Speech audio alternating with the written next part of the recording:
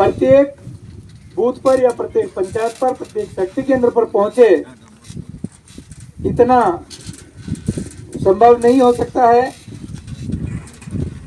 मेरा आप सबसे आग्रह है कि आज प्रत्याशी हमारे बीच में आए हैं और आज से ही हम यहाँ से संकल्पित होके जाएं कि प्रत्येक बूथ पर हम उम्मीदवार के रूप में पहुंचे।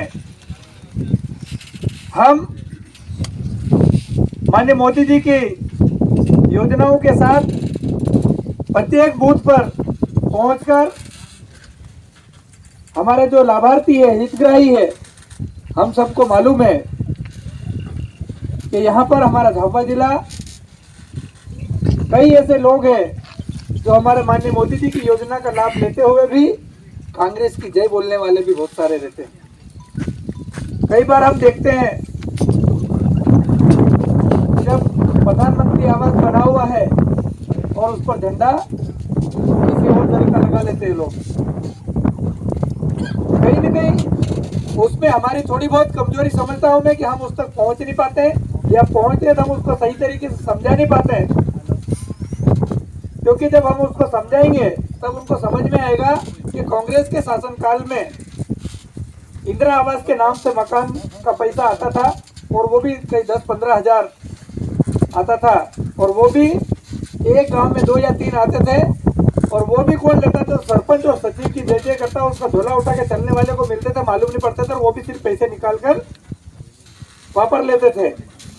उस हितग्राही के हाथ में कुछ भी नहीं आता था कि इसे निकालने जाएंगे तो उसको बैंक लेके जाएंगे और वापस आएगा तो कहीं थोड़ी बहुत 500 ग्राम की वो काली थैली उठा के आएगा, चकेला आएगा, जैसे वैसे घर पहुंचेगा।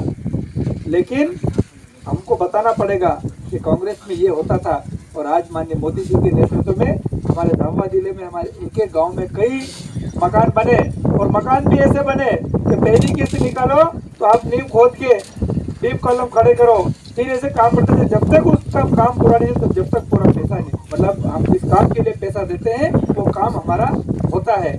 ऐसी कई सरकार की हमारी योजनाएं, उनको हमको बताना पड़ेगा।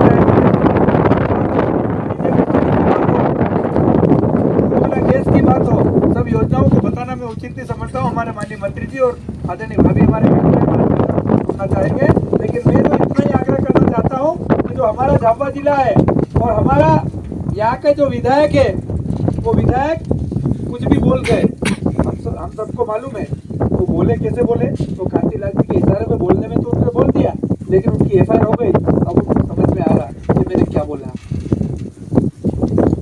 भाई लोकतंत्र में आप इस प्रकार के पद पर बैठे अगर आप उलूल जुलूल बयान दे दो तो बिल्कुल भी नहीं होगा। वीर सिंह भूरिया कितना जानते हैं, जितना कांतिलाल जी उनको कान में फूंक दे और कांतिलाल जी को वापस बोले तो कांतिलाल जी को सुनाई देता नहीं, तो वो हो करते रहते, और वीर सिंह जी उसको सही समझ के बोल दिया। लेकिन उनको ये मालूम होना चाहिए कि नागर सिंह जी चौहान लगातार चुनाव जीतते हुए आए हैं। क्या उन लोगों ने जो आरोप लगाए ऐसे आरोप होते थे क्या चुनाव जीतते वो?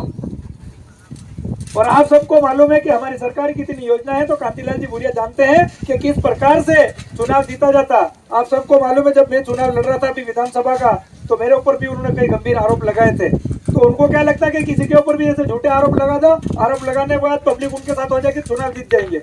और आप सबको मालूम है कि जब विधानसभा की काउंटिंग हुई थी तो कांतिलाल भूरिया जी हमारे माननीय गल सिंह जी के साथ बाहर बात करके क्या कह रहे थे, यहाँ कैसे वोट गिराना, कैसे राज करना, झाबुआ की सत्ता चलाना हमको आता है, ऐसा बोल रहे थे ना।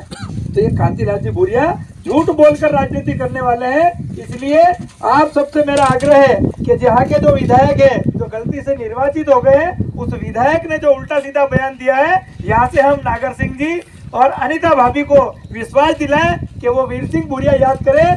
ऐसे हम यहाँ से ऐतिहासिक बहुमत से हमारा काकनवानी मंडल जीता के भेजे। हम सब लोग एक एक बूथ में पूरी ताकत के साथ अनिता नागर सिंह चौहान बन के हम प्रचार पे उतर जाए।